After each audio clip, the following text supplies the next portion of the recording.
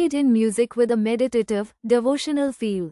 Slide shows an artistic depiction of Lord Shiva, serene and powerful. नमस्कार दोस्तों, कथा क्षितिज में आपका स्वागत है। आज हम एक ऐसे ग्रंथ की गहराई में उतरेंगे जिसने सदियों से अनगिनत लोगों को जीवन के गूढ़ रहस्यों से परिचित कराया है, शिव पुराण।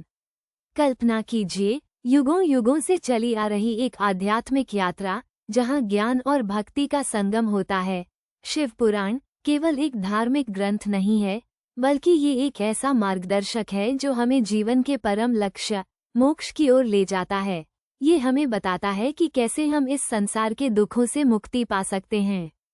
शिव पुराण में मोक्ष प्राप्ति के अनेक मार्गों का वर्णन है। कर्म योग, ज्ञान योग, राजयोग। हर मार्ग अपनी तरह से महत्वपूर्ण है, लेकिन इन सब में एक मार्ग ऐसा है जो विशेष रूप से कलयुग में सबसे सुलभ माना गया है, भक्ति योग, यानी भगवान के प्रति अटूट प्रेम और समर्पण का मार्ग। कलयुग, जिसे हम आजकल जी रहे हैं, माना जाता है कि ये युग अज्ञानता और भ्रम का युग है। ऐसे में कठिन तपस्या और जटिल अनुष्ठानों का पालन करना सबके लिए आसान नहीं होता। यहीं पर भक्ति का महत्व बढ़ जाता है। शिव पुराण कहता है कि सच्ची भक्ति, भगवान के नाम का निरंतर जप और उनके प्रति प्रेमपूर्ण समर्पण से कोई भी व्यक्ति आसानी से मोक्ष प्राप्त कर सकता है। क्या आप जानते हैं, शिव पुराण का ये भक्ति मार्ग केवल शैव परंपरा तक ही सीमित नहीं रहा। इसका प्रभाव वैष्णव और शाक्त परंपराओं पर भी गहरा पड़ा।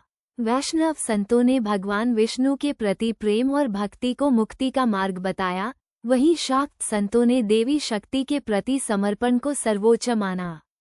ये सभी परंपराएं अप्रत्यक्ष रूप से शिव पुराण के भक्ति मार्ग से प्रेरित थीं। शिव पुराण में अनेक कथाएं और उपाख्यान हैं जो भक्ति के महत्व को दर्शाते हैं। उदाहरण के लिए, भक्त प्रहलाद की कहानी, जो भगवान विष्णु के प्रति अपनी अटूट भक्ति के कारण अपने अत्याचारी पिता हिरण्यकशिपु से भी विजयी हुए। ऐसी कहानियां हमें सिखाती हैं कि सच्ची भक्ति में कितनी शक्ति होती है।